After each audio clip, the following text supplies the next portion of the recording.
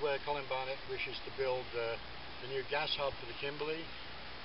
Up to 11 trains of gas are proposed to go into this location, and in effect it would basically just destroy not only this area but all the hinterland, and to a degree all the road systems that have to be airports, new towns in this area, and the community which enjoys coming out here. It's a really good place to relax, great beaches, would be gone forever and a day. But also it would mean the end of, in essence, the peninsula, because once you open this up, the people who will be working at the plant, the fly-in fly-out workers, will be all over the peninsula. So the isolation and the wilderness of the peninsula would be gone forever and a day.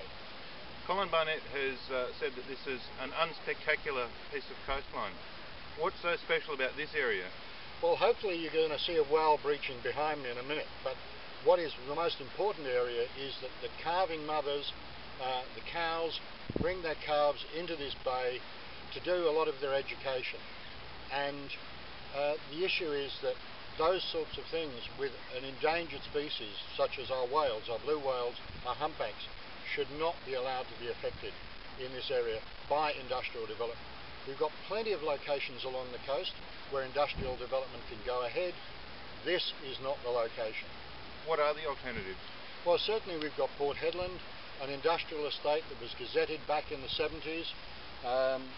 It's had industrial development on it, and the town council down there, the Port Hedland Shire, are actually encouraging industrial development to go to that location. Everybody in the Kimberley that I'm aware of, other than by a few people, do not want industrialisation of the Kimberley. If a port goes ahead here, we'll be looking at bauxite going through here. We'll be looking at uranium going through here. We'll be looking at coal going through here. And if we get to the situation where the bauxite gets developed, I wouldn't be at all surprised if we don't have a giant alumina smelter immediately behind us here. A survey that was done by the Wilderness Society and the Conservation Council just a couple of days ago found 162 whales just off the coast of here. Can you tell us what would be the impact on those whales from a massive industrial LNG facility? Well, I mean, there are many. First off, you're going to have all the nitrous oxide, sulfur dioxide and CO2 coming from the flares. We anticipate that that would be somewhere in the region of about 8.5 to 10 million tonnes per annum. Then you've got all the big LNG ships coming in here on a regular basis. We've seen whales that have had the impact of prop damage. That would be just multiplied through this area quite dramatically. It is just not the place to bring thousands of tonnes of shipping in on a weekly basis into this location. And you cannot say that you'll be able to protect the whales. I mean, this is a bit like sort of saying, I give a child a box of matches, show him how to light a match, and then not expect him to happen again. You just can't do that. The impact on the whale systems, the flora and fauna in the area, and the benthic populations, the dugongs, the turtles, would not survive. And finally, you mentioned the greenhouse emissions from a gas hub. What would that do to West Australia's greenhouse emissions profile? Okay, well, I mean, that's the next big question, really. I mean, currently we're on around about 80 million tonnes of CO2 per annum. We used to be on 56. We're supposed to be going back down to 56.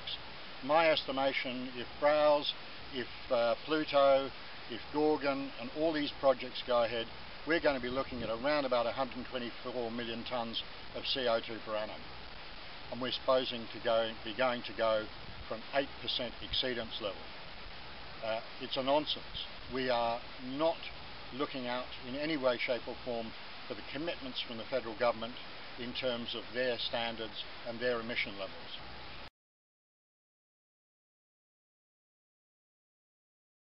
It's an absolutely wonderful location. From an aesthetic perspective, there's the red rocks and the red cliffs. These sorts of environments are not replicated everywhere. This is a unique environment. The indigenous cultural name for this area is actually Womadun, and that's important. That Womadun was actually a warrior in this area, and this location is going to need a warrior spirit to stand up to the pressure from Colin Barnett and from INPEX and from Woodside and from the other gas companies that want to locate a massive LNG industrial hub right in this vicinity.